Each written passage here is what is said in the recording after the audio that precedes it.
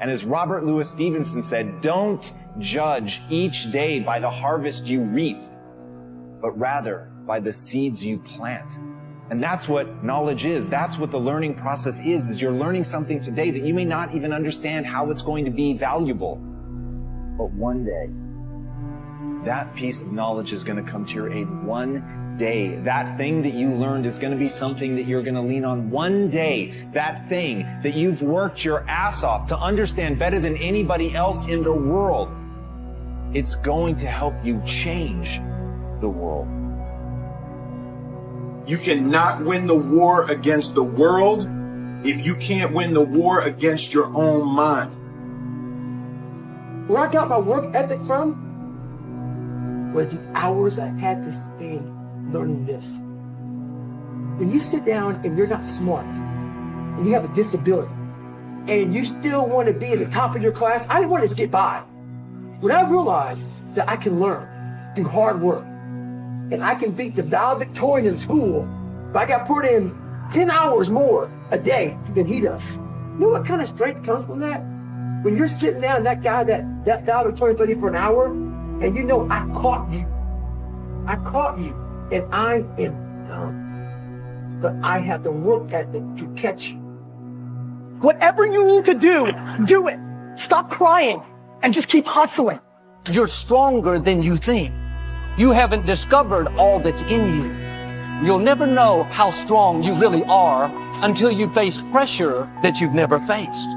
You put in 120% every time, or you don't put in nothing. Because listen to me very closely. Today, this opportunity you have, it might not be here next year. It might not be here the year after next. It might not be here the year after that. This is the only moment you got, and you better take advantage of this particular moment. By continuing to push forward, by continuing to run toward my dream, I've got what it takes to make it. Be ye not conformed to this world, but be ye transformed by the renewing of your mind. There's a way. Where there's a will, there's a way for me to begin to create a way out of no way. And when you have that kind of consciousness, when you have that kind of spirit, nothing can stop you. Nothing. You need to care about everything, and it starts with yourself. Look yourself in the mirror and ask yourself, what do I want to do every day for the rest of my life? Do that.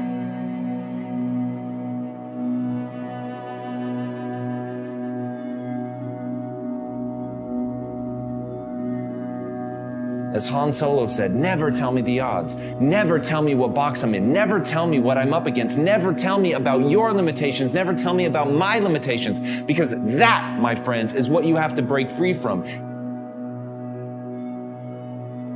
And 9 times out of 10, I can tell you why you started. You started because you were hungry.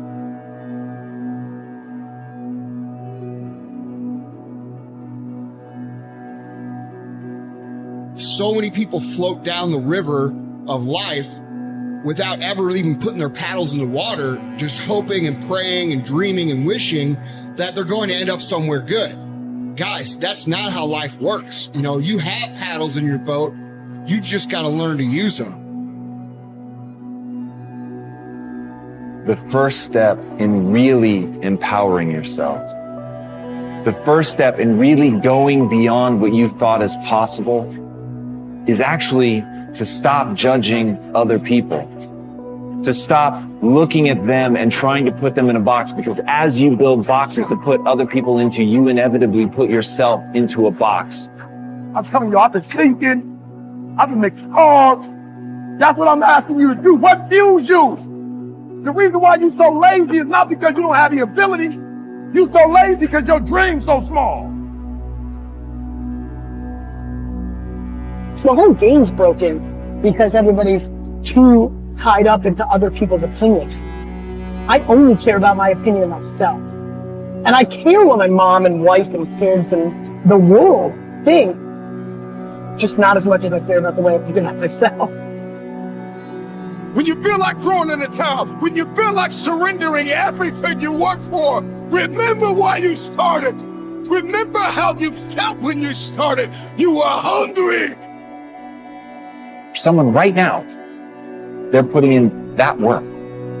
And if you don't, the future is going to belong to them. Hunger is the feeling of discomfort or weakness caused by a lack of food coupled with a desire to eat. How hungry are you?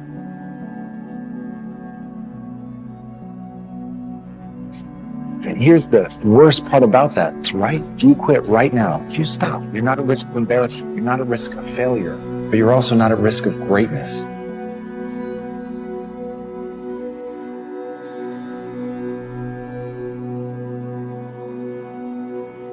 Paul Harvey said that you can tell you're on the road to success because it's uphill all the way. And I'm here to tell you, this something for nothing entitlement mindset that invades so many people's lives is a bunch of garbage. I can promise you, nothing that I've ever had worthwhile did I have just kind of fall into my lap like, oh my goodness, I won the lottery. And I know once in a while people win the lottery, but basically the people that win the lottery, half of them lose their money within 3 years, the money they won. And it's because they got money, but they never changed the way they thought. And can I tell you something? If you have all the assets in the world, but you don't change the way you think, you'll lose all the assets in the world. And what I have discovered in this whole process of trade-offs is that every step of the way of my journey, I have to trade something off. And and for you that are young, the good news is your trade-offs will never be easier than when you're young. Because I remember when Mark and I started out, I think, man, I gave up everything. I was a pastor to go in the ministry. I gave up everything, and then I started smiling. And I thought, I'm sure I gave up everything. I didn't have anything to give up when I did. I was a kid. You know what I mean? I had a 1964 Ford Falcon and a U-Haul trailer and 5 pieces of furniture, and life was grand, and off we went. Here's what I've discovered, Ken, and I think that I want the audience to know, I want everybody watching around the world to know today, and this is very simple. The more successful you become, the higher the trade-offs are. You see, we make a mistake thinking it gets easier. It doesn't get easier, it gets harder. And the more you have, every time you go back and say, am I willing to risk that again? The more you realize, wow, I'm not sure I am willing to risk this. And what I've learned is the moment I stop making trade-offs is the moment that I plateau. And life is continually filled with trade-offs. In your life and in my life, my expression I use all the time, Ken, you've heard me say this, you have to give up to go up. You got to ask yourself, is it going to give me the return? So in the area of strengths, you got to pour yourself into the things that you're already good at, because that'll really set you apart from average. Yeah. But in areas of choices, go for those weaknesses, because you and I don't you know people that are highly skilled but they have a lousy attitude, or they're not self-disciplined, and they're never going to get anywhere, and they're never going to get anywhere because they didn't. So in areas of choices, work on your weaknesses, but in areas of strengths and skills, just work on your strengths.